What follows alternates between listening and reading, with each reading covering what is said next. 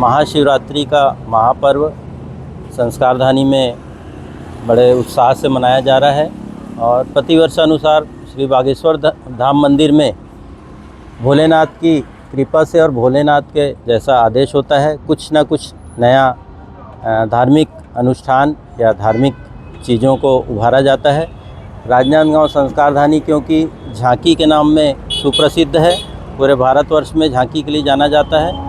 तो श्री बागेश्वर धाम मंदिर में महादेव की कृपा से इस समय बाबा अमरनाथ की झांकी बनाई गई है और इसमें एक उद्देश्य भी है कि बाबा अमरनाथ क्योंकि सभी लोग नहीं जा पाते, तो एक हमारी भावना कि शिव जी के और बाबा अमरनाथ के सबको दर्शन हो जाएं।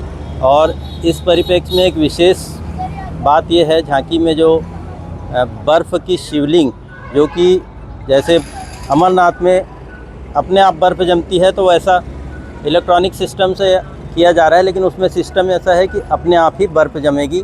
तो वो एक भावना रहेगी कि भाई जो अमरनाथ में बर्फ़ की शिवलिंग में ऑटोमेटिकली बर्फ़ जमती है, वो भावना के अनुरूप हम ये झांकी का निर्माण किए हैं। और महाशिवरात्रि में भी क्योंकि महापर्व है, तो एक झांकी का आरंभ भी श्री बागेश्वर धाम मंदिर धर्मार्थ ट्रस्ट द्वारा किया जा रहा है। और इसी परिप्रेक्ष्य में कल महापूजा और संध्या के 7 बजे महाआरती, जो कि गंगा आरती के तर्ज पर रहती है 5 पंडितों द्वारा, वो भी की जाएगी। और हम संस्कारधानी के सभी शिव भक्तों से एवं बड़े बुजुर्गों से, भाई बहनों से अनुरोध करते हैं कि आप अधिक से अधिक संख्या में, जो कि प्रथम बार बाबा अमरनाथ की झांकी महाशिवरात्रि पर्व के अवसर पर बनी है और सजीव झांकी का चित्रण है, जिसमें आपको बाबा अमरनाथ की जो शिवलिंग है उसके सजीव दर्शन बर्फ़ शिवलिंग के रूप में